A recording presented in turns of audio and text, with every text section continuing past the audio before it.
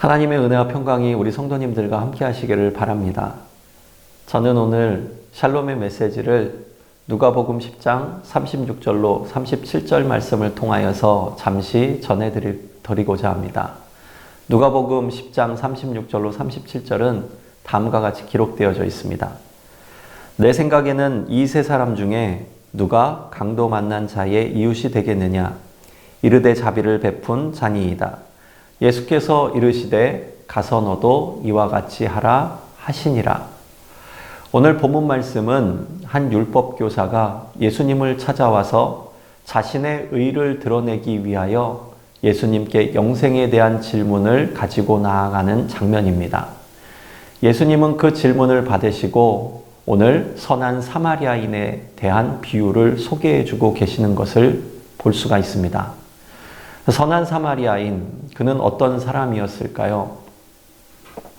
당시 유대인들에게는 짐승보다도 못한 대접을 받는 사람이었습니다. 하지만 그는 유대인들과는 다른 행동을 오늘 우리에게 보여주는 것을 볼 수가 있습니다.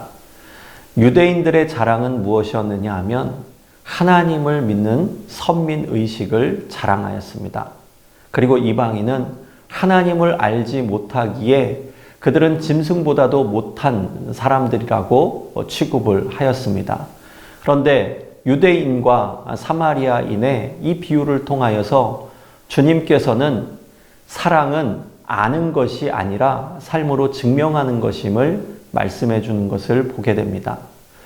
여리고에서 예루살렘으로 가는 여정 가운데에 쓰러져 있는 한 강도 만난 사람, 그를 도와준 것은 예루살렘으로 오늘 예배를 드리러 올라가기 위하여서 정말 귀한 복장으로 차려입고 준비된 마음을 가지고 나아갔던 제사장과 레위인이 아니었다는 것입니다.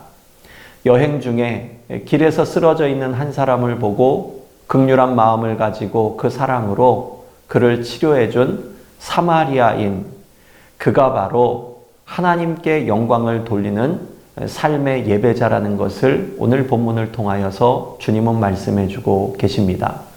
그러므로 오늘 본문이 주장하고 있는, 강조하고 있는 두 가지 메시지가 있습니다. 첫 번째는 내 생각에는 이라는 36절의 한 구절입니다. 이 부분을 보면 생각을 되돌아보라는 주님의 메시지를 우리가 볼 수 있습니다.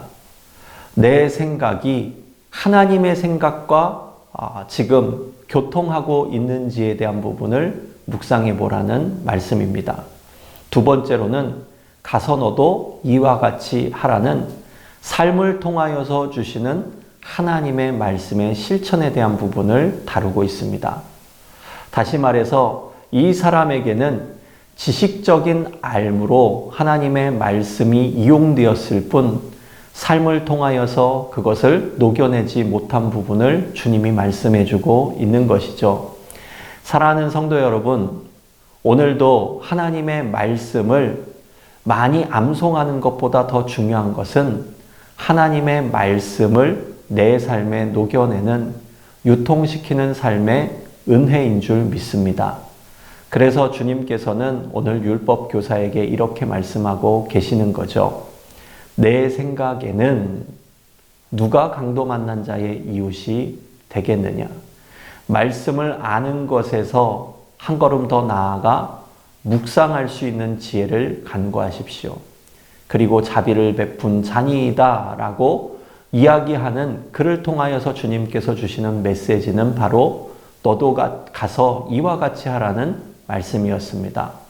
삶을 통하여서 주님의 사랑을 온전히 증거하기 위하여서는 먼저 하나님의 말씀을 묵상하고 내 생각을 주님의 십자가 앞에 내려놓고 그 말씀대로 살고자 하는 의지를 가질 때에 그것이 곧 하나님께서 기뻐하시는 삶이 되어지는 줄 믿습니다.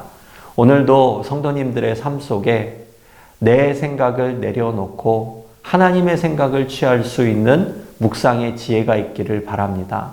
더불어서 가서 너도 이와 같이 하라는 그 도전의 말씀을 우리가 갖기 위하여서 나의 모든 것을 주님의 것으로 채울 수 있는 지혜와 능력을 간구할 수 있는 이 하루가 될 수 있기를 소망합니다.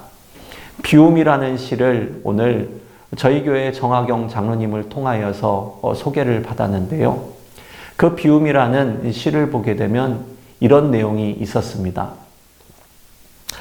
악기는 자신을 비우지 않으면 소리를 내지 못하고 인간은 자신의 내면을 비우지 못하면 자신의 깊은 내면의 소리를 울릴 수 없다라는 글귀였습니다.